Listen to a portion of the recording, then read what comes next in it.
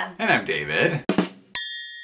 We're talking about Celebrity Big Brother, another eviction. We're still in it. Yes. This is the second eviction. Yes, we have 2 episodes to recap. Yes, so Sunday starts with the aftermath of Jonathan's eviction, which caught a few people by surprise. Dina, for one, is not happy. She is not down with the lying. She says there must be a way to play this game without lying and stabbing people in the back. I'm thinking, I don't know that there is. I don't know. I don't know, sure. Dina. Keep looking for it. Yeah. Not so sure. And then Ryan's kind of feeling like, ooh, I'm probably the next target. Yeah, like, this Ryan's is not worried. good for my game. They got his guy out. Yeah. That's not a good look. Not good for him. We quickly go to the Hoh competition. Yes. Which was a endurance wall comp. Yes. That was on the feeds as well. Yeah. They lasted way longer than I thought. Like remember last celebrity wall comp? And it was like within an hour it was over. Gone. Yeah, no. These people were playing. Yeah. Like they've got several very physically capable, obviously athletes on this season. So they are competing, which is great to see. Yes.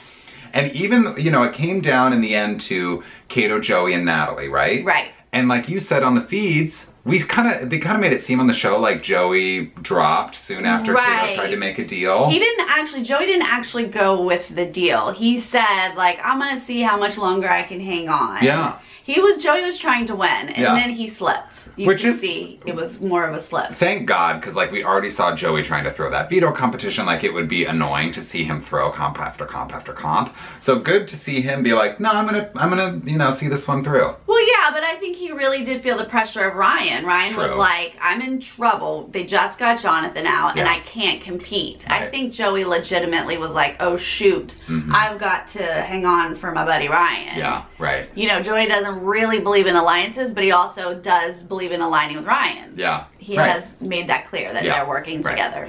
But Joey does eventually drop, and then it's down to Kato and Natalie, and then they're kind of chit-chatting, and Natalie ends up taking a safety deal to fall and, throw the HOH to Kato. Yeah. So he ends up winning HOH, which now Kato has 2 wins, and I never saw that coming when the cast was announced. No, definitely not. But he has been working with Natalie and Lolo and Tom. Yeah. So those people could feel safe. We should mention Tom was the very first one to drop. Yeah. Candy shortly thereafter. And then Tamar had a nervous breakdown. She couldn't get down at all. They reused the clip in the intro to Monday's episode, just her swinging and screaming when she's legit 18 inches off the ground. It's not that far, Tamar, but I love your nervous breakdown anyway. You make great television. Yeah, you do. Yeah, you do. So now that Kato is the HOH, we see Ryan trying to kind of smooth things over because he is sensing that he is the next to go in the house. So he kind of tries to make this half-baked deal with Kato. Here's the thing, Ryan, your instincts are correct. Yeah. But you don't know how to make a deal. Yeah. He kind of stumbled when last week, remember when he went to Ricky, when Ricky won veto, and he was like, look, we could do something. He's just that follow through on actually making a deal. He's lacking that. So he goes to Kato, but it just comes across as you're worried. Yeah, you're desperate. He didn't say, look, I'm going to keep you safe. Right. I can win comps, but he didn't say anything, he didn't promise anything. He didn't make any offer. So it didn't work. Not a great pitch there, Ryan. No. Well, now Tamar's also paranoid because she's kind of rubbed a lot of people in the house the wrong way. She's just, ready to... It's been tumultuous for Tamar. That's how we could put it. Yeah. Yes. So she's nervous that she could go up on the block. Yeah. And Natalie, one thing I've noticed about Natalie Eva Marie, she seems to be familiar with the game a lot more so than some of these people in the house. She does. She never covers well when she's caught red-handed, talking strategy. No. Ever. No. And then she says to Tamar, she's like, no, he would never put you up on the block. And I'm like, the reality is he would. So the way to comfort Tamar here is to be like, well, we'll get the votes. We'll rally the votes to save you if he does. Yeah. And so she keeps telling Tamar, he would never put you on the block. And Tamar's like, yes, he would. I know he would. And it's just kind of setting her off more. And I'm like, Natalie, you got to figure out the right game talk to tell people at the right time. Yeah, she didn't have the right words there. But I think she legitimately thought Tamar was safe. I think Natalie thought, if he promised me safety, that includes my girls. She said girls plural a few times. So I I don't know if she was confused or what, but she figures it out. Also at this moment, did anyone notice that Joey looks like Johnny Mac from the boy band? Remember when Johnny Mac had the chin drawn strap on? Oh my god, this episode when Joey like put on like a beanie and I was like, oh my god, it's Johnny Mac boy band. I miss Johnny Mac. Oh, yes. I love him. I love him. Oh, so then we get to the big fight of the week between Lolo and Tamar. Oh boy, these ladies. Okay. It's been constant. It's been a lot of fights on the feeds. Tamar is quick to be upset and talks loud, talks fast, and Lolo is also quick to be upset. And so the two of them working together, like I genuinely think they want to work together, but it's hard. It's hard. And what happens is that it's like 4 in the morning, Natalie and Lolo come into the room in the middle of the night, kind of wake Tamar up, and then out of I don't even remember what was said that like instigated everything, but out of nowhere, Lolo's got like a blanket covering her head and she throws the blanket off of her head. This is the next morning, right. It started with them going to sleep. Yeah. And then the next morning, Tamar just like is on it. She's like, well, so what happened? What were you talking about at 4 in the morning? But of course, Lolo's telling the story and Tamar's like chiming in and just, they haven't slept. It just escalated way too quickly. And they just don't communicate well together. They don't. They're both really like fiery. Yeah. And what they didn't show in the episode that we saw on the feeds was that it kind of continued out of the room when Tamar was sort of retelling it to Candy. And she said, one more person say, bitch, I'm coming at you. I'm like, I forget what the wording was, but she was like, talking about, I'm gonna hit you, I'm gonna come out, swing at you or whatever. You say, bitch, I'm coming at you. And Lolo's like, then do it. And she's like, then say it, then do it, then say it, then do it like this. And then like, it looked like they were about to just go and the feeds cut. They were down most of the day. I mean, they were also doing the nom ceremony and things, but it was a bit touch and go. We didn't know if they had actually swung and if people were being thrown out. Luckily, production intervened in some fashion and calmed them down. Yes, because I was going to say, what the next thing we see on the episode is Tamar's in the room packing up, right? Like she's threatening to leave. Tom's like, are you moving rooms? She's like, I'm not moving rooms. I'm moving out. I'm going home. And I'm like, another quitter? Like, please, no. Then out of seemingly nowhere on the episode, Lolo comes in a little bit teary-eyed and just fully apologizes to Tamar, which just feels like there's a lot that happened in between those two things. And it feels like production got involved and was like, Lolo, we gotta smooth this over. Nobody's leaving, okay? So you need to go apologize and everything's gonna be fine. And then it ended up, you know, they talked it out and hugged it out in the end and were seemingly friends again at the end of it. Yeah. And they are kind of working together friendly. Yeah. They are still, as crazy as these fights have been, like they are still kind of working together. Yeah, right. Then we go to nominations though. Right, and it's the first sort of formal nomination ceremony of the season. They do the table and the keys, and Kato nominates Dina and Tamar. Which was the plan that he sort of discussed. He wanted to backdoor Ryan. That was his initial plan, but he was bummed that Dina was sort of rooting against him at the HOH comp, which she was. She was. And, you know, Tamar's messy. Yeah, right. In more ways than one, Tamar's messy. But I loved that whole moment where she's interrupting him and then being like, no, go ahead. I know, she interrupts, no, go ahead, finish. But then she'll interrupt him again. I'm a businesswoman, but go ahead. So good. It reminded me of that Omarosa moment where she was being put on the block by Ross and kept interrupting him. So good. Kato nominates Dina and Tamar, but then he hints in the diary room at this Ryan backdoor. And that's how we end Sunday night's episode, but we have to mention before we move on to Monday, this segment of Ricky massaging Kato's colon. I don't need this. It was the weirdest thing I think I've ever seen on television. Because Ricky is pouring sweat. I'm like, dripping in sweat. How hard are you pressing on this man's colon that there are beads of sweat all over your face? I don't think you understand how healing works. It takes a lot out of you. Grueling work, Yes. Come on, David. Don't Don't you know? It's sweaty. Lord, Kato must have been really constipated. But you know what? I don't care. It shouldn't be on my television. I know, it's so weird. CBS. Don't need it. Thank you. Thank you. Next. So then Monday, it's the fallout of the nomination ceremony. Guess what, Kato? The way you said I'm nominating these people wasn't good. No. You did a bad job. Get a better speech together. Yeah. Maybe watch a couple more episodes, celebrities, because y'all need to know when to prepare a speech. You're celebrities, for Pete's sake. These guys don't know when they're supposed to speak, and they're winging it, and it sounds awful. It sounds terrible because you need to frame these people as a threat to you as a game player. Stroke their egos. Right. Make them feel like you're so scared of them. You're playing this game so well. Come up with something other than you're messy. And you miss your son. I mean, no. Was he really being sexist? No, but God, it didn't sound good, Kato. No. Didn't sound good. No, and you don't clean, so you gotta go. What? Oh my God, come up with something better. Yeah, so Tamar, I mean, Dina was not happy. Dina was crying. Happy. She didn't want to talk. She was like, get out of my face. Kato's trying to like smooth that over. He can't handle anybody not liking him. Right, remember in his pre-interview and he was like, I just want to have a lot of friends. Yeah. And now he's like hurting people and he's like, ah. Right. So he's trying to calm Dina down and saying like, I'm doing this all for a reason.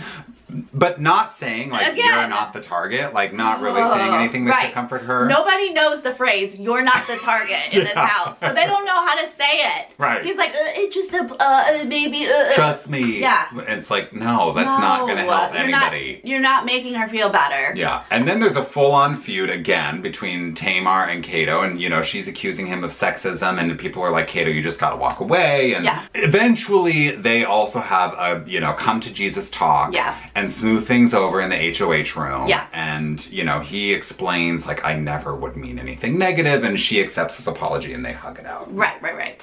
Thank goodness they're all talking afterwards and working through these things. Right. So then we get to see a live Power of Veto competition. Right. Which was a crapshoot competition. Yeah. And I feel like that's unusual for a veto. Yeah, it must have been because they knew they were, you know, on a limited time schedule and they needed something to happen. Yeah, but we've done this before. And they could have done a true or false or something. Right. It's usually like info or some sort of skill, even though it's fast. This is usually more of an HOH type competition. But whatever, this is what we have. Yeah. So Ryan is not picked to play in this. So right there, he's in major danger. Yeah, His only hope is that Joey was picked. Right. So if Joey could have won, he would have kept them the same and no backdoor plan would have happened. Because we forgot to mention that one other thing we saw going into this veto was this new sort of foursome alliance forming between Tom, Kato, Natalie, and Lolo. And you mentioned before that they were sort of starting to work together, but we see this alliance kind of form officially. And so we know that, you know, Tom was picked to play a veto. So we know that if Tom wins or Kato wins, they're going to use that power of veto, you know. So there's a lot more people playing to take someone off the block than are playing for Ryan to be kept safe. So it's not good news for Ryan. No, Joey does not win it. Yeah. It actually is a tie between Tamar and Tom. Now here's the thing, Talk Tom. us through it, Sarah. Tom! Look, you seem to kind of want to know this game, Tom. I had more hope in you, but you missed the point that Tamar, had she won, would just take herself down. Yeah. You don't have to do it. I think he got caught up in the whole, like, I have to win it and take someone down for this backdoor plan that he didn't realize Tamar can do it herself. She can do it for me. Yeah. And then nobody's getting any extra blood on their hands No one's even thinking about you, Tom. Yeah. You're not involved at all. Right. No. He decides to win. Yeah, he and Tamar tie it. They do a shootout tiebreaker, and he, like, really put some strategy into it, and he won. Yeah. So now he's got the power of veto, and everything's happening really quickly here. And he names Dina as the person that he's going to use the power of veto on. And Kato has to go up, and of course, as we expected, he names Ryan. And he gives this speech about how Ryan's so well liked in the house, everybody loves him, and like, go kill it in 2020 in Tokyo, buddy. A little better speech, Kato, a little bit better. Please. Except that you're already saying goodbye to him with the whole Tokyo thing, but that's okay. Right. And now here is the moment where I'm like, do these people campaign at this point? Like, we've got one commercial break between the veto ceremony and the live eviction.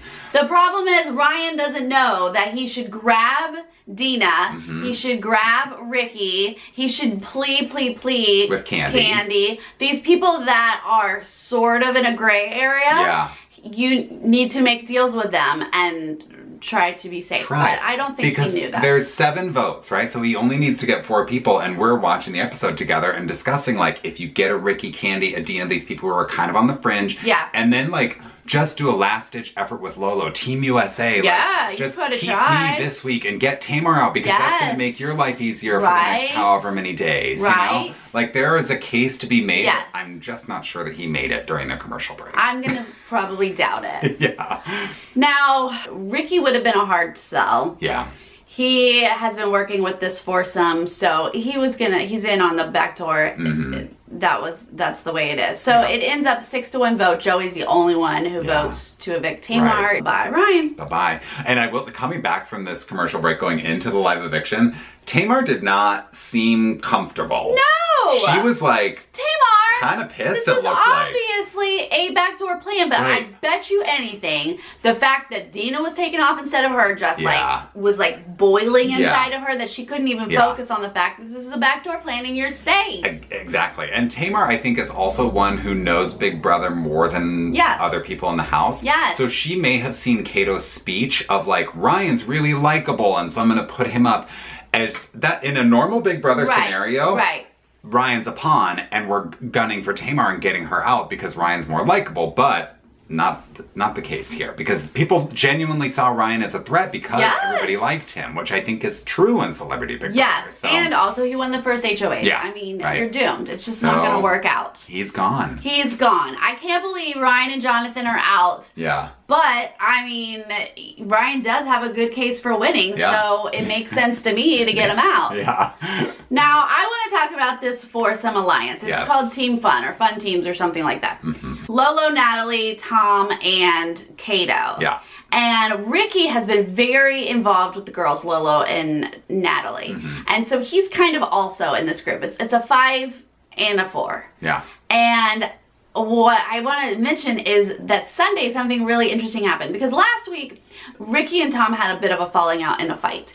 And so Tom has been on to Ricky and thinking, who's the next biggest threat besides Ryan? It's Ricky. And he's right. So his pitch was, if Ryan wins veto, we go after Ricky. But the rest of the group's like, no. It'll be Joey or Dina or somebody else. Lolo's like, you gotta like get in with Ricky. He's great. He's with us. So Lolo says to Ricky on Sunday on the feeds, you should tell Tom that he's a creative guy and he should come up with the name. She's like, show him that you like him, like be friends with him. And 100% that's what happened.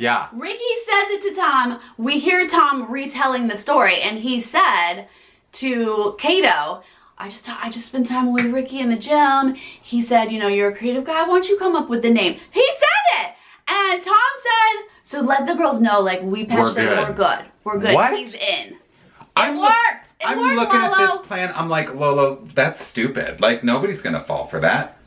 But these are celebrities, okay? Stroke their ego a little bit, and I guess everything's kosher. Oh my goodness. So it's really a 5-some? And I don't know where that 5-some is going to actually break down at some point, but Ricky is a threat. He absolutely is. Because he is sort of under the radar. Like, but he's been involved in, like, what's happening, you know? He has been. He's positioned himself very well so I mean, far. he has sort of shown his loyalty to Lolo and Natalie, so I get why they do want to work with him. He seemed like he was going to be in the middle, but he really hasn't been on Ryan and Joey's side.